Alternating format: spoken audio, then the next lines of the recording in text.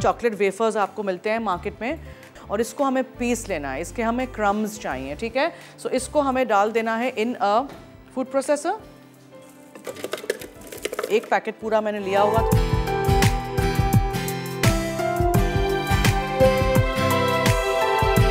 Brown sugar डालिएगा 2 चम्मच भर के, और हम एक पूरा टिन कंडेंस मिल्क का डालेंगे। मक्खन, ब्राउन शुगर, कंडेंस मिल्क, थोड़ा सा नमक आपने इसमें डाल दिया, ठीक है। सब कुछ डन।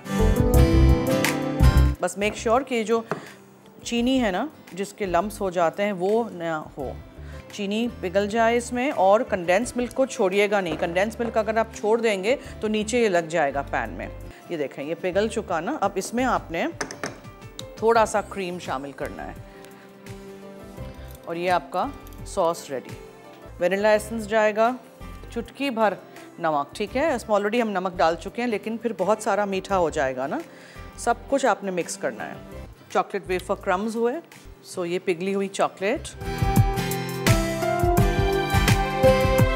कैरमल सॉस अभी गर्म है, मगर आप लोग प्लीज़ उसको ठंडा करके यूज़ करिएगा, थोड़ा सा गाढ़ा भी होगा ठंडा होगा तो।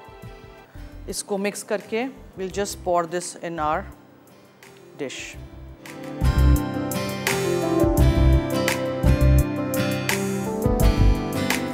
कोई भी चौकोर सा डिश ले लीजिएगा, उसमें निकाल दीजिएगा।